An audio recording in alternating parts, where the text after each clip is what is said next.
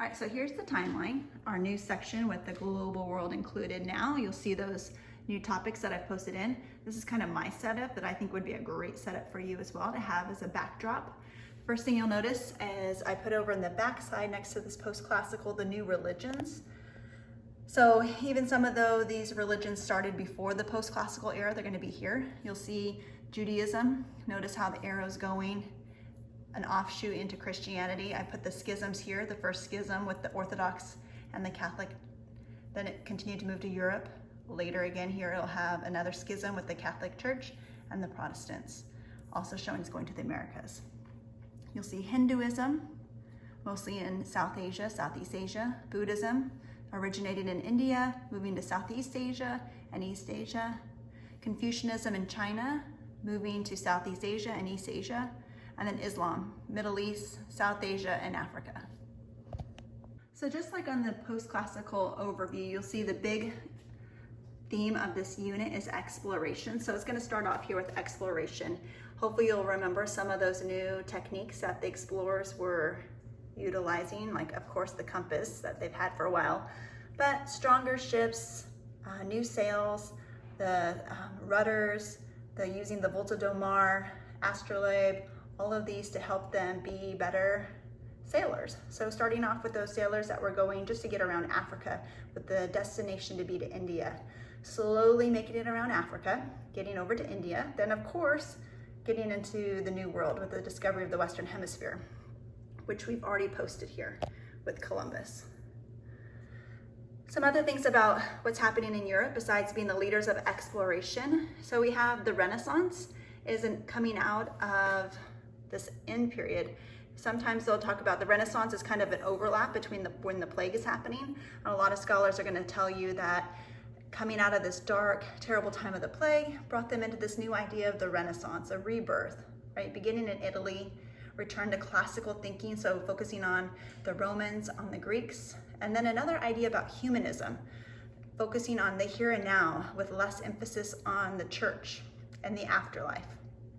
All of this was fueled by the printing press. So thanks to the printing press now, these ideas of art, writing could be transferred and spread all around Europe, and sharing new ideas, new universities being created, literacy increasing. So lots of changes because of this Renaissance period, putting them into this more modern era. So that's a nice little segue down here to Martin Luther, right around that time. Took these ideas with the printing press and sharing his ideas by posting his 95 Theses, questioning the sale of indulgences and corruption of the Catholic Church, sparking this huge major change in the church, Protestant Reformation, the schism. Also, you'll remember King Henry VIII breaking off, taking this as a great opportunity to gain more power. So he created the Church of England. And then this basically starting off all this religious war, the 30 Years' War across Europe, power play. Next in Europe, also happening, scientific revolution. So still focusing more on science. How do we understand the world we're living in? Major scientists, we have a huge chart that you put together of all the scientists and what were they thinking. And then enlightenment's happening at the same time. Remember, these two are not the same. Many of you got confused about that during the year. Enlightenment is a focus on who should be ruling the country. Should it be a king? Or maybe it should be democracy. So it's questioning the ideas of government, kind of trying to bring back the ideas of democracy. So we'll have those Enlightenment thinkers like John Locke, the most famous. So in some Europe, growing in power because of their overseas expansion, very competitive with each other. There's religious conflict, new ideas spreading around, exploration and empire. They're starting to use this idea of capitalism, and they're starting to develop joint stock companies for those areas where they are exploring, like in Asia, South Asia and Southeast Asia. All right, the next major leader is in the Ottoman Empire, Suleiman the Magnificent. You'll remember he's important for expanding the empire, bringing about arts, new laws, and mostly toleration. So his was in power of the Ottoman Empire up until it had great impact, continuing on up until World War I. So you'll see also we're going to continue on from add to what we had here before, Columbus, Columbian Exchange.